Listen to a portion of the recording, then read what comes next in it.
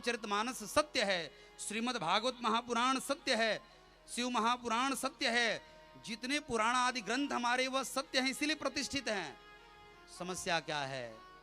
हम ग्रंथों को देखते नहीं, हम ग्रंथों का दर्शन करते नहीं, हम मानस की कथा सुनते तो हैं। विचार करिए, रामायण सतकोटि अपारा, कंब रामायण है, आध्यात्म रामायण है, वाल्मीकि रामायण तो जनक ही है, वाल्मीकि रामायण तो सबसे प्रधान कहा जाता है।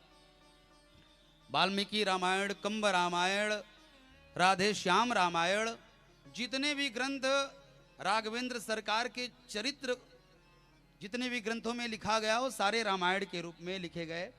लेकिन बाबा ने कहा नहीं, मैं अपने ग्रंथ का नाम रामचरितमानस रखूंगा, मेरे ग्रंथ का नाम रामचरितमानस रहेगा। लोगों ने पूछा कारण क्या है? तो उन्होंने कहा कि राम के चरित्र रूपी सरोवर है, जिसने दृढ़ता से इस सरोवर में स्नान कर लिया। स्नान करने का आशय क्या है?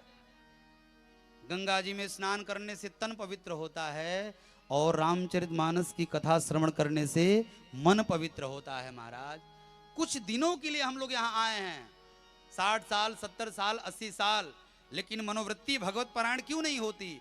कथाओं में मन क्यों नहीं लगता? भागवत की कथा सुनने के बाद, राम कथा सुनने के बाद वह चरित्र में स्थापित क्यों नहीं हो रहा है? क्योंकि हमारी मनोवृत्ति पूर्णतया भगवान को स्वीकार नहीं कर पाती।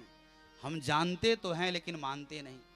विचार करिए, हम लोग जितने बैठे हैं, हम सबको यह पता है कि हमारे भीतर परमात्मा विराजमान है, हम सबके भीतर प्रभु विराजमान है। हम सब लोग कहते हैं कि सिय राममय सब जग जानी, करहूं प्रणाम जोरि जोग पाने।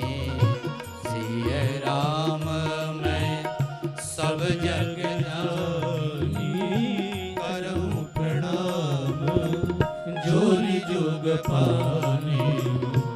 ईश्वर अंश जीव अविनाशी, ईश्वर अंश जीव अविनाशी।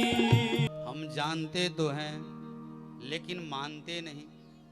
जब तक मानेंगे नहीं तब तक जानने का कोई मतलब सिद्ध ही नहीं हो सकता। महाराज, आपको मानना पड़ेगा। भगवान शंकर को दुग्ध अर्पण कर रहे हैं तो ये मानना पड़ेगा सांब सदा शिव को अर्पित कर रहे हैं। देखी देखा पुण्य करने से कुछ नहीं होने वाला। और एक मैं निवेदन करूं, आपकी पूर्णतया भगवान के प्रति भावापन्नता तब बनेगी जब उसके विषय में आप सुनेंगे। जब तक उसे ठीक ठीक जानेंगे नहीं, जब तक उसे ठीक ठीक जानेंगे नहीं तब तक प्रेम हो ही नहीं सकता। महाराज, तो जब तक हम जानेंगे नहीं, और जानना बड़ा कठिन है भैया, और जानने के लिए आपको कथा को दृढ़ता से सुनना पड़ेगा।